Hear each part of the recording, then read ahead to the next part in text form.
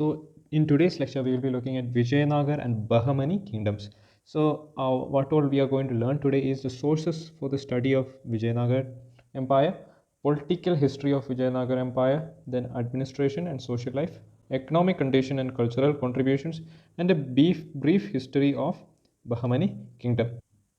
So going down, we have Vijayanagar Empire. Okay, Vijayanagar Empire was not a single dynasty. We had four dynasties. One was Sangama, Saluva, Tuluva, Arvidu. All ruled the Vijayanagar from AD 1336 to 1672. Okay, the sources of the study of Vijayanagar are varied from. There are so many literary works based on Vijayanagar Empire. First one is Krishnadevaraya's Amukata Malyada, then Ganga Devi's Madurai Vijayam, Alassani Pedana's Manu Charitam. Okay, it's too hard to read these words. Okay, are some of the indigenous literature of this period. Okay, that was written by the citizens and the kings over there. Now we have foreign travelers, accounts of foreign travelers. First one is a Moroccan traveler, Ibn Battuta. Then Venetian traveler, Nicola di Conti. Then Persian traveler, Abutur Razak. And the Portuguese traveler, Domingo Pes. Okay, all these people wrote vastly about what the socio and economic conditions of Vijayanagar Empire. Then we have, this is the portrait of Ibn Battuta. Okay. Then copperplate inscriptions such as Sirangam copper plates of Devaraya to provide genealogy and the achievements of Vijayanagar rulers. And also Hampi ruins. Hampi ruins and the monuments of Vijayanagar provide information on the cultural contributions of the Vijayanagar rulers. Some people even say that Vijayanagara Empire was like the Rome of India. Okay, it was vast in wealth. It was at that time one of the wealthiest empires. And it was architecturally, it was very profound. So we will look what happened to such a vast and developed empire in this chapter. Okay, political history. Vijayanagar Empire was founded by Harihara and Bukka. See, they are of Sangama dynasty. Originally, they served under the Kakatiya rulers of Varangal. Kakatiya rulers of Varangal. They sent to Kampili and they were converted. They were imprisoned and converted to Islam. Later, under the initiative of who? Saint Vijayadanya, they came back to Hinduism. Okay, and they proclaimed their independence from Kakatiya rulers and founded a new city in the south bank of Tungabhadra river. It was called Vijayanagara, meaning city of victory. Okay, the decline of Hosyala kingdom enabled Harihara and Bukka to expand their newly kingdom. Okay, they brought the whole of the Hosyala kingdom under their rule. And the struggle between Vijayanagar and Sultanate Madurai lasted for about 4 decades. And Kumara Kampana expedition to Madurai was described as Madurai Vijayam. In the beginning itself, we have seen Ganga Devi's Madurai Vijayam. Okay, it destroyed. Whose expedition? Kumara Kampanas. Okay, he destroyed the Madurai Sultans. In the result, Vijayanagar Empire comprised the whole of the South India up to Rameshwaram. I'll show you the map for this. So this is Vijayanagara Empire. See, all of South India. Almost all of the South India. Then we have the Bahamani kingdom over here. Okay, this is the political structure or the territorial area of Vijayanagara Empire and Bahamani kingdom at that time.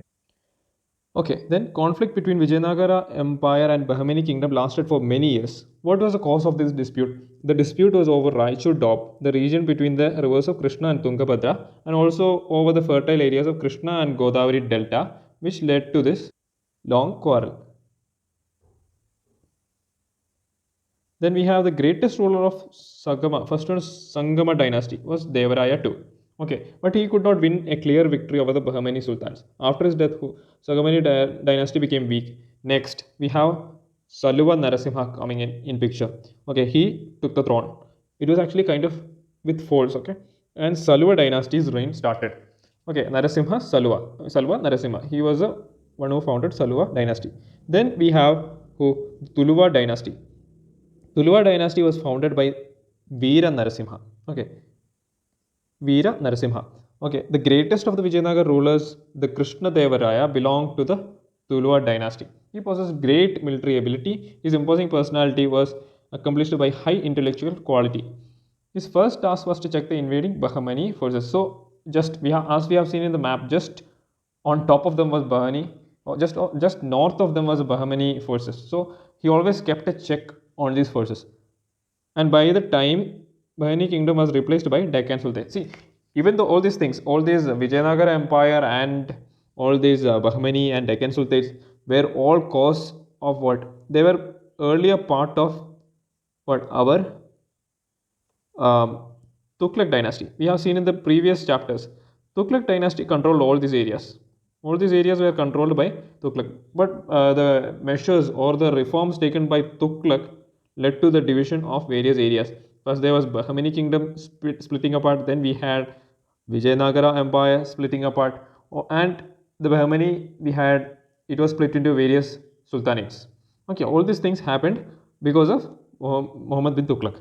Okay, Muslim armies were decisively defeated in the Battle of Divani by who? Krishnadevaraya. Okay, he invaded Raichur. Raichur was the main cause of battle between Bahmani and Vijayanagara. And what happened? On confrontation with the Sultan of Vijapur, Ismail Adil Shah. But Krishnadevaraya defeated him and captured the city of Raichur. Almost it was a clear victory in the side of Vijayanagara Empire. Okay, then Krishnadevaraya's Orissa campaign. He also went forth to conquer Orissa. Okay, it was also successful. He defeated Jagapati ruler Parattaparudra and conquered whole of Telangana. He maintained friendly relationship with the Portuguese. And remember this name, Albuquerque sent his Albuquerque. Okay, sent his ambassadors to Krishnadevaraya's court. Okay, then though he was a Vaishnavite, he was Vaishnavite means he was a devotee of Shiva. I mean, not Shiva, Vishnu. He respected all religions. He was a patron. He was known as the Andhra Bhoja, maybe because of the Bhoja Maharaj, maybe relation to that. Kind of like that. Maybe he was called Andhra Bhoja. I don't know exactly the cause. And 8 eminent scholars were there. Okay, even we have read about Tenali Raman. Have you read of Tenali Raman? Tenali Raman was also part of his court. Okay, his important works include Manu Charitam, Harikanta Swaram, and where then Pengili Surna, Tenali Rama were important scholars. Krishnadevaraya himself authored a Telugu work. This can be asked.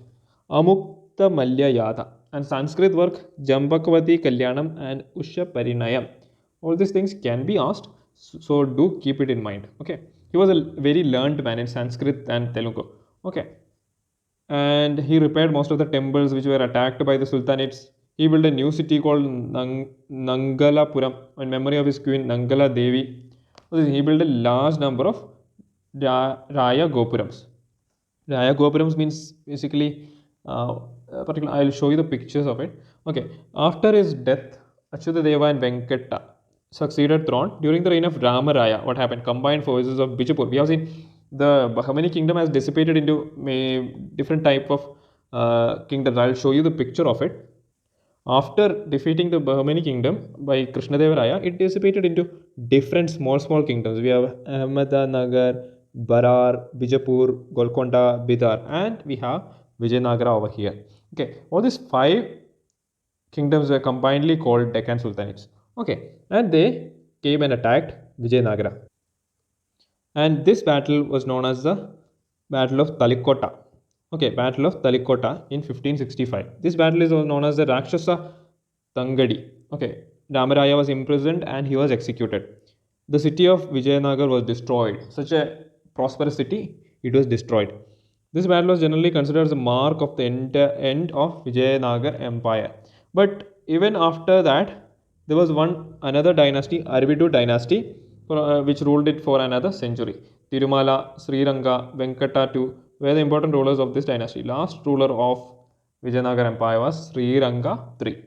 Okay, remember that. Last ruler was Sriranga III. Administration. We have seen the political history. Now administration. Administration under Vijayanagar Empire was well organized. The king enjoyed absolute authority in executive. He was the highest court of appeal. Okay. The succession of throne only in the case of who? Salva Narasimha was the first one. Okay, ending the Sangama dynasty. Okay, the king was assisted by a council of ministers that we have discussed, and the empire was divided into different administrative units called mandalams, nadus, talas, and finally into gramas. The governor of mandalam was called Mandaleshwara or Nayak. Okay, Vijayanagar rulers gave full powers to the local authorities in administration. Okay, besides land revenue, tributes, gifts from vassals and feudal chiefs, custom collected at the ports, taxes of various professions. See, all these ports and all we will see in the how their commerce was developed. Okay, it was very efficient system. All this type of income was coming in. The expenditure of the government included personal expenses of the kings and the charities given by him, the military expenditure, because it was constantly at war with Bahmani Empire and later by Deccan Sultanates. So Vijayanagar army was well organized and efficient. It consisted of cavalry, infantry, artillery, and elephants. Hybrid horses. See, hybrid horses was one thing that was imported into the kingdom, procured from the foreign traders. Top grade officers of the army were known as Nayaks or Poligas. Okay, they were granted land for service. These lands were called Amaram. Okay, soldiers usually paid in cash. In Delhi Sultanates, we have seen the different grades of land and all. Or do check that in my previous videos, you can get a proper idea. Then we have the social life. Alasi Pedanna, the Manucharitam, refers to existence of caste system, Brahmins, Kshatriyas, Vaishyas, Shudras in the Vijayanagar society. Foreign travelers also left account on the splendor buildings and luxurious social life in the city of Vijayanagar. Silk and cotton clothes were mainly used in their dress, perfumes, flowers, ornaments. See, it was a very civilized and developed society. Okay, Page mentions the beautiful houses of the rich and the large number of their household servants. Niccolo Conti refers to the prevalence of slavery. Slavery was there. Dancing, music, wrestling, gambling, cockfighting were some of the amusements. Okay, it was all there. It was like almost one of the most developed area. The Sangama rulers were chiefly Shaivites, and the Virupaksha was their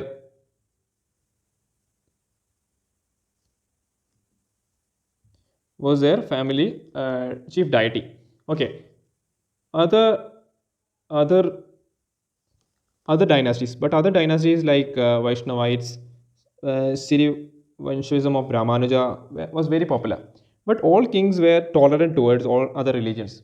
Barbosa referred to the religious freedom enjoyed by everyone, even Muslims. All the Bahmanis were Bahmani. The northern kingdom was a Muslim kingdom, or the Deccan Sultanate was a Muslim kingdom. The Muslims in Vijayanagara were employed in administration. They were freely allowed to build mosques and worship. A large number of temples were built during this period. Numerous festivals were celebrated. Epics and Puranas were popular among the masses. Okay, then position of women, however, was not improved. Some of them were learned. Ganga Devi, a wife of Kumara Kantapa, authored the famous work of Madhura Vijay. Okay, and others are there. There was a system of dancing girls called Devdasis. Polygamy was prevalent among the royal families. Sati was honored, and news gives a description on it. Newness. Then economic condition. According to accounts of the foreign travelers, the Vijayanagar Empire was one of the wealthiest parts of the world at that time. Okay. Agriculture was the chief occupation. Vijayanagar rulers provided a stimulus for its further growth in providing irrigation facilities, tanks, and all these things were built. Numerous industries were organized into guilds. Metal workers were there. Other craftsmen flourished during this period. Diamond mines located in Kurnool and Anantapur district. Okay, Vijayanagar was also a great center of trade. And we have gold coin was Varaha. Okay, Varaha, but weights and measures varied from place to place. Inland, coastal, and overseas trade led to general prosperity. Okay, all these things are necessary. Just read through it. Chief items of exports were cotton, silk, clothes, spices. Mainly what we are exporting currently can be said. Okay, imports. We need to look at imports. Horses were imported, pearls, copper, coral, mercury, China silk, velvet clothes. The art of shipbuilding had developed. Okay, and cultural contributions. The temple building activity further gained momentum during the Vijayanagar rule. The chief characteristics of the Vijayanagara architecture were the construction of tall Raya Gopurams and gateways to the Kalyana Mandapa with curved pillars in the temple premises. The sculptures on the pillars were curved with distinctive features. Horse was the most common animal found in the pillars. This can be asked. Which was the most common animal found in the Vijayanagar architecture? We can say it is horse.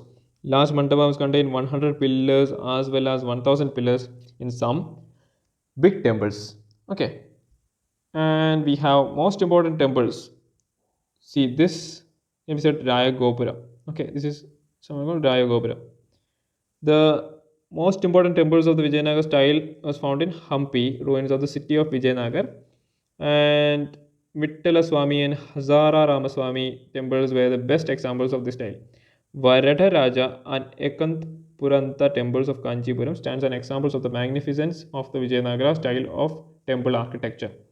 Raya Gopurams at Tirunalmalai and Chidambaram speak the glorious epinoch of Vijayanagar.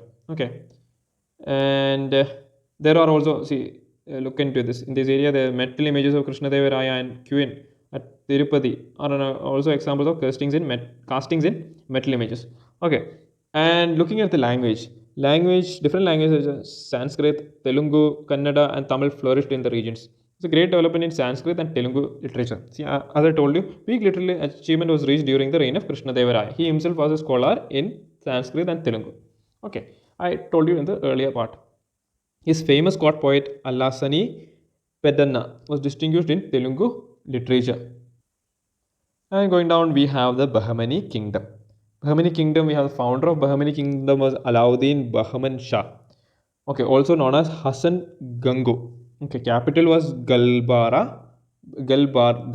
Okay, there were total 14 sultans ruling this kingdom. Among them, Alauddin Bahman Shah, Muhammad Shah I, Firoz Shah were important. Okay, the power of Bahmani kingdom reached its peak under Muhammad Shah III. Muhammad Shah's success was due to the advice and services of his minister, Muhammad Gawan. Okay, we need to look into it. Muhammad Gawan is an interesting character. Okay, Muhammad Gawan. Bahmani kingdom reached its peak under the guidance of Muhammad Gawan. He was a Persian merchant, but because of his personal qualities, he joined the services of Bahmani kingdom. He remained loyal to the kingdom.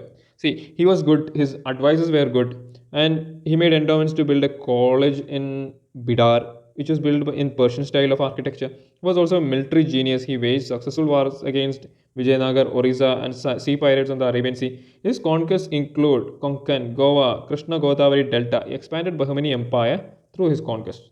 Okay, he was a very able leader. He was also loyal to his king. But there was one problem. Other nobles were jealous of him. Okay, royal officers were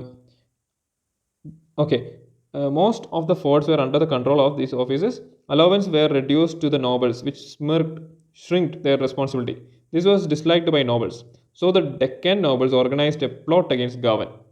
Okay, they induced the Sultan to punish him with death. Okay, actually he killed Gavan. The Sultan killed the Gavan because the nobles told him that Gavan was aiming for his throne. Okay, after the death of Gavan, Bahmani kingdom began to decline. Muhammad Shah was succeeded by weak sultans. During the period of provincial governors declared their independence, Bahmani kingdom had disintegrated into 5 independent sultanates. As I told you, I have shown you in the map. Like Ahmednagar, Bijapur, Berar, Golconda, Bidar, known as Deccan sultanates. I'll show you some of the architectures of Vijayanagar Empire. This was the elephant chariot in Hampi. Okay, this is one of the greatest example of the architecture of marvel of Vijayanagar Empire. Going further, we have this. This here, my friends, is a stable for elephants in Vijayanagar Empire. Just look at it. Okay, this was the condition. It is like a palace for the elephants. So I hope you people understood this today's chapter about Vijayanagar Empire and Bahmani Empire. So do watch the previous videos about other medieval Indian topics about UPSC. So once again, thank you for watching. God bless you. Jai Hind.